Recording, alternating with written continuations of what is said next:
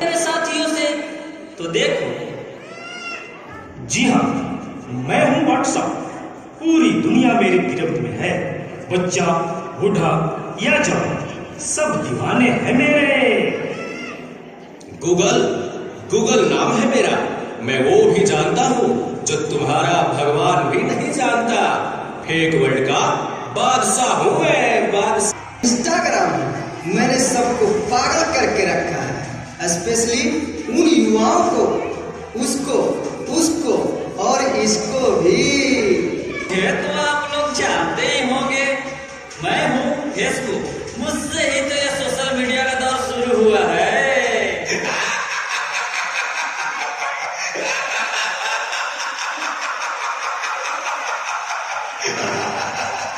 नाचेगी तो चलो देखो। कुछ समझ नहीं आ रहा है, प्लीज मम्मा आप पढ़ा दोगे? क्यों बेटा, तुम्हारे टीचर ने कुछ नहीं समझाया क्या? मम्मा समझाया तो था पर मैं भूल गई। बेटा मैं तो भी बहुत बिजी हूँ, तुम पापा के पास जाकर पूछ लो ना। ओके मम्मा।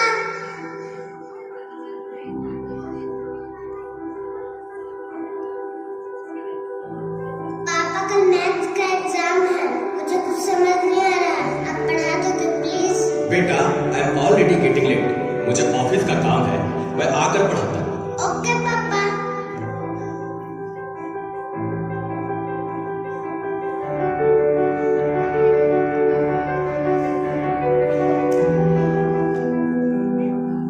पापा अब तो आप मुझे पढ़ाओगे ना?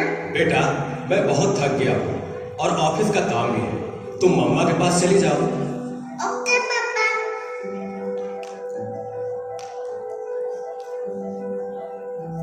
मम्मा मुझे थोड़ा सा तो पढ़ा दीजिए प्लीज। ओके ठीक है बेटा, आप अपने कमरे में जाओ, मैं वहीं आती हूँ। ओके मम्मा, मैं वेट करती हूँ।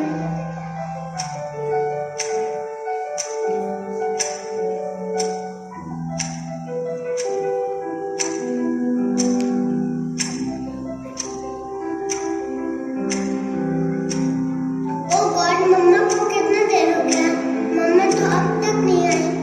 क्या करूँ? मैं जब तक बेड पे सर्च ही कर लेती हूँ। देखो एक और शिकार, इसे भी अपने जाल में फंसाते हैं। ये हमारे जो बच्चे 10th क्लास में एग्जाम दिए थे, बहुत ही अच्छे मार्क्स के साथ पास किए।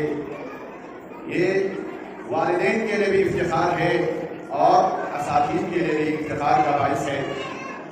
इसलिए मैं एक गुजारिश करना चाहता हूँ, वो ये है कि वालिदैन अपनी बच्चों के ऊपर तरबियत और तालीम के ऊपर बहुत ही ध्यान दें। आज का दौर तालीम और तरबियत का दौर है। अपनी बच्चों को जितना हो सके टाइम दें। अफसोस की बात यह है, इस दौर में वालिदैन अपनी जिंदगी के रोजमर्रा कामों को बहुत से टाइम देते हैं, लेकिन अपनी बच्चों की तालीम और तरबियत के ऊपर कोई ध्यान नहीं देते। जिस कौम में अगर तालीम और तरबियत न हो, वो कौम हमेशा दूसरों के लिए गुलाम बन जाता है।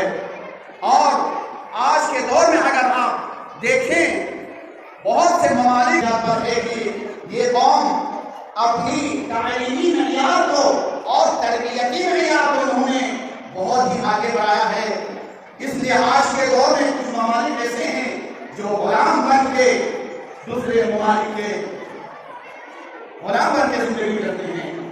तो तरबियत और तालीम के बारे में ज्यादा ध्यान दें। तो एक मसला ये है कि हमारे जो छोटे बच्चे यहाँ पर आकर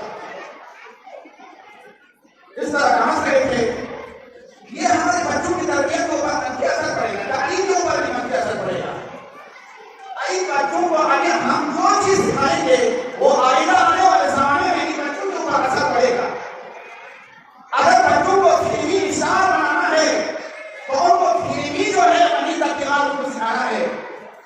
अगर बच्चों के ऊपर ये मंफी असर पड़े कि हमें डांस करना है, हमें गाना बोलना है, तो ये बच्चे के ऊपर असर पड़ेगा।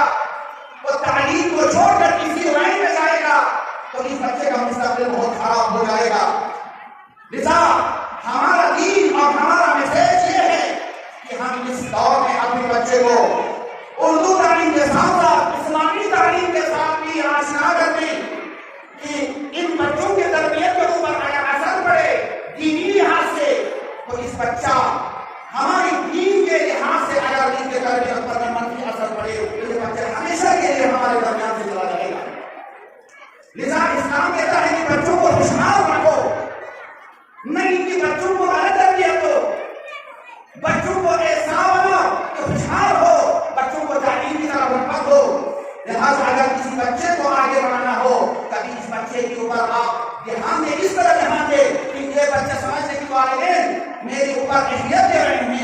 लिहाजा मैं हमेशा ये गुजारिश करता रहा कि कभी इस मौसम बहार में अपने बच्चों को हफ्ते में एक बार बाहर ले जाकर उनको तफरीह कराइए, उनको खुशहाल रखें, पिकनिक के लिए ले जाएं।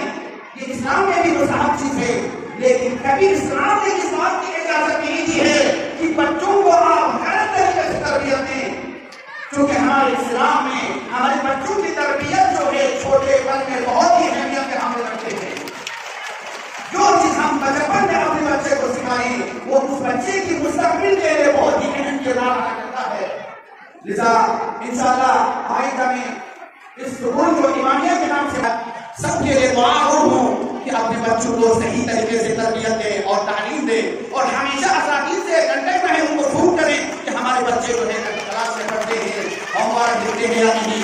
लिहाजा वाक़अन अली आप जापान, मैं आपको इस मिसाल के रास्ते में खत्म करूंगा अपना बयान। जापान जब जंग हुआ तो बिल्कुल खत्म हो गया था। फिर जापान ने जो चीज पहले अहमियत दी वो ये कि उन्होंने तालीम के ऊपर बहुत अहमियत दी। अभी जापान को देखें आप, एलमी में नजर से देखें, छोटे छोटे चीजें जो है वो लोग बना के जो है बाहर कानून को क्या करते हैं, भेज देते हैं, सादरात करते हैं। तो इंशाअल्लाह मैं दुआ करता हूँ परवरदिगार से खुदाया हमारे इन असातिज़ को जो हमारे बच्चों की तालीम और तरबियत के ऊपर बहुत ही मेहनत से काम करते हैं, और उन वालिदैन को जो अपनी